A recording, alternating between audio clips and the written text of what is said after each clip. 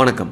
Retirement பணம் சேமிச்சாச்சு. ஆனா, அத எப்படி யூஸ் பண்றதுன்னு தெரியலையே அப்படின்னு நீங்க ஃபீல் பண்ணிட்டு இருக்கலாம். சரியான பிளான் இல்லாம எவ்வளோ பணம் இருந்தாலும் அது சீக்கிரமா காலியாயிடும். அதனால தான் இன்னைக்கு ஒரு சிம்பிள் ட்ரிக்க நான் உங்களுக்கு சொல்லப் போறேன். இத 3 பக்கெட் ஸ்ட்ராட்டஜின்னு சொல்லுவாங்க.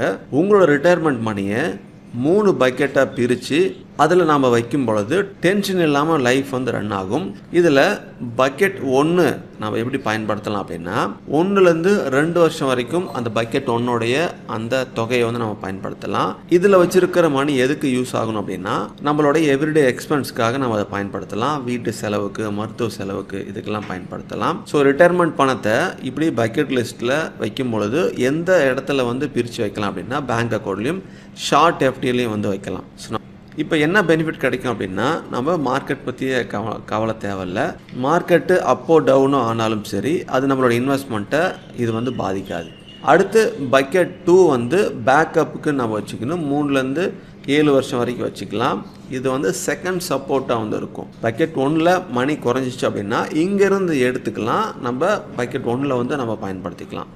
இது நம்ம இன்வெஸ்ட் பண்ணணும். சேஃப் இன்வெஸ்ட்மெண்ட் ஸ்கீமில் நம்ம இன்வெஸ்ட் பண்ணலாம். எக்ஸாம்பிளுக்கு எஃப்டி இந்த மாதிரிலாம் பண்ணும் பொழுது ஸோ இன்கம் கொஞ்சம் ஸ்டெடியாக இருக்கும். 3வது பக்கெட் 3 இதை க்ரோத்துக்காக பயன்படுத்தலாம். 7+ இயருக்கு இதை பயன்படுத்தணும். இதுதான் மெயினு. ஏன்னா இன்ஃப்ளேஷனை பீட் பண்ணுறதுக்கு இந்த இடத்துல தான் நம்ம பயன்படுத்தணும். இன்வெஸ்ட்மெண்ட்டாக மியூச்சுவல் ஃபண்ட்லேயோ ஈக்விட்டியிலையோ பயன்படுத்தலாம். லாங் டேர்மில் நல்ல க்ரோத் கிடைக்கிறதுக்கு இதை நம்ம பயன்படுத்தணும். எக்ஸாம்பிளுக்கு இப்போ உங்கள்கிட்ட ஒரு 1 கோடி ரூபா இருந்துச்சு அப்படின்னா அதை 3 பக்கெட்டாக பிரிக்கும் பொழுது 12 லேக்கு, 38, 50 லேக் அப்படின்னு பிரிச்சுக்கணும்.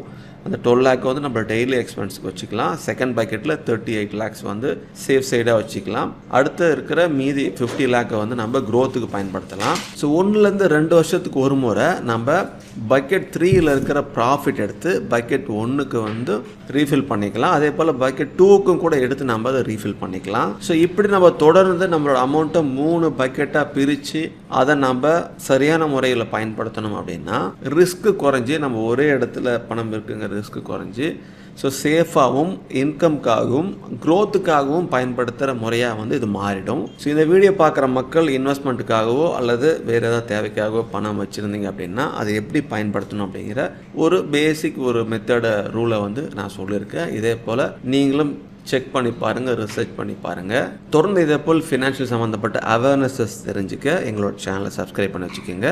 Invest wisely for a better future. Thank you.